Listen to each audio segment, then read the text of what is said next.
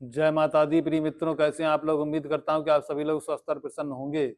मैं प्रभात चंद्र दीक्षित अपने YouTube channel ज्ञान की किरण में आप सभी मित्रों का स्वागत करता हूं और आपसे अनुरोध करता हूं कि हमारे चैनल को सब्सक्राइब करें और अपने दोस्तों के साथ इस चैनल को शेयर करें, क्योंकि ये चैनल आपको ज्योतिष से संबंधी हर प्रकार की छोटी और बड़ी जानकारी को उपलब्ध कराएगा। इसी चैनल पर आपको ज्योतिष से संबंधी जानकारी, वास्तु से संबंधित जानकारी, राशि ग्रह नक्षत्र से संबंधित जानकारी, यंत्र मंत्र तंत्र, किया कराया जादू टोना, हर प्रकार की जानकारी इस एक चैनल पर आपको उपलब्ध हो जाएगी।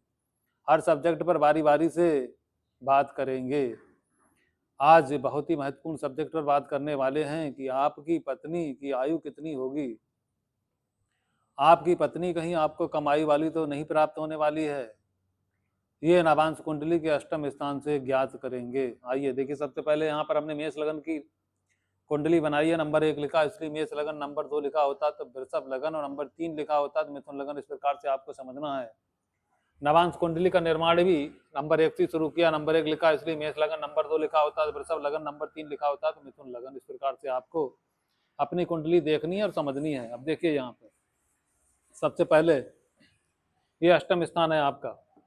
अष्टम स्थान आयु का होता है, यानी नवांश कुंडली में पत्नी के अष्टम स्थान का स्वामी अगर मान लीजिए कमजोर स्थिति में आ जाए, यानी अष्टम स्थान का स्वामी तृतीय में आ जाए, यहाँ पर यानी अपने स्थान से अष्टम में आ जाए, तो इसका मतलब पत्नी की आयु यहाँ पर कमजोर हो जाएगी। और ऐसे में अगर किसी पापी ग्रह की दृष्टि भी यहाँ पर पड़ गई तब और समस्याएं उत्पन्न हो जाएंगी।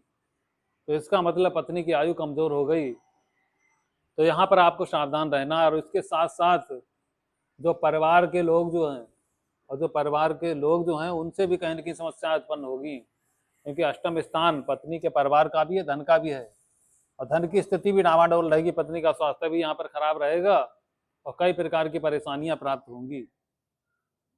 अब मान लीजिए अष्टम स्थान का स्वामी द्वितीय में चला जाए सीधे, तो इसका मतलब आपकी पत्नी की वाणी जरूर खराब होगी, यानी कड़वा बोलने वाली, परिवार के साथ मिलजुल कर न रहने वाली। लेकिन ऐसी पत्नी की आयु बहुत मजबूत होती है, आयु का फैक्टर मजबूत हो जाएगा, स्वास्थ्य ठीक ठाक रहेगा और जीवन में आगे बढ़ने में कुछ परेशानी के बाद सफलता मिलेगी।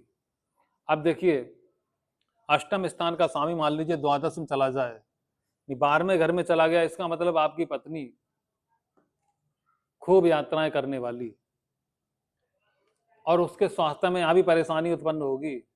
स्वास्थ्य में परेशानी उत्पन्न होगी, मान सम्मान में कमजोरी होगी और धन की स्थिति भी यहाँ पर डावाडोल होगी। अब मान लीजिए यही अष्टम स्थान का स्वामी पत्नी का पंचम स्थान में आ जाए, तो इसका मतलब आयु का फैक्टर तो मजबूत हो जाएगा यहाँ पर, लेकिन संतान के मामले में थोड़ी सी परेशानी उत्पन्न हो जाएगी, क्योंकि अष्टमेश का पंचम में बैठना संतान की उन्नति के लिए, संतान उत्पन्न होने में कुछ परेशानी उत्पन्न होगी। इसके बाद फिर स्थितियां ठीक ठाक हो जाएंगी, लेकिन आयु मजबूत होगी। अब यही मान लीजिए अष्टम स्थान का स्वामी चतुर्थ में चला जाए, तो इसका मतलब आपकी पत्नी की आयु तो यहाँ पर मजबूत हो गई, लेकिन भूमि भवन, जमीन जायदाद, मकान और जीवन में सुख मिलना चाहिए, उसमें जरूर व्यवधान बीच बीच में पड़ता रहेगा। यानी सुख तो मिलेगा, लेकिन कुछ परेशानी और कष्ट के बाद जीवन में सुख की प्राप्ति होगी। भूमि भवन, जमीन जायदाद, मकान आदि में भी कुछ परेशानी के बाद लाभ की प्राप्ति होगी।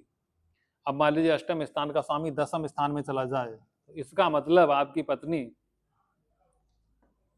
अगर विदेश की यात्रा करेगी, बाहर जब जब जाएगी तब तब उसे परेशानियों का सामना करना पड़ेगा और जीवन में ऊंचाइयां कम मिलेगी, क्योंकि दसम स्थान ऊंचाइयों का होता है। तो जीवन में ऊंचाइयां कम मिलेंगी, मान सम्मान की मात्रा थोड़ी कम रहेगी, लेकिन आयु का फैक्टर यहाँ पर मजबूत हो जाएगा, यानी आयु ठीक ठाक रहेगी। यहाँ पर ज्यादा चिंता करने की जरूरत बिल्कुल भी नहीं है।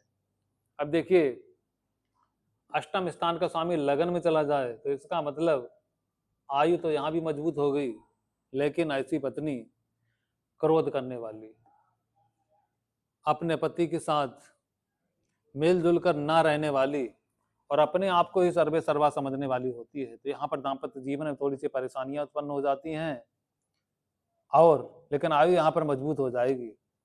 अब मान लीजिए अष्टम स्थान का स्वामी एकादश लाभ स्थान में चला जाए, इसका मतलब यहाँ पर आयु की स्थिति मध्यम कहलाएगी, लेकिन लाभ की मात्रा बढ़ जाएगी, यानी लाभ के मार्ग खुलेंगे। विदेश जाकर ऐसी पत्नी खूब तरक्की करेगी और जीवन में जो जो उसकी इच्छाएं हैं, कुछ कमजोरी के साथ उसकी सारी इच्छाएं पूर्ण हो जाएंगी। अब मान लीजिए अष्टम स्थान का स्वामी नवम में चला जाए, जिसका मतलब ऐसी पत्नी पूजा पाठ धर्म से दूर रहने वाली है। लेकिन आयु का फैक्टर यहाँ भी मजबूत हो जाएगा, आयु उसकी ठीक ठाक रहेगी लेकिन पूजा पाठ धर्म से दूर भागेगी।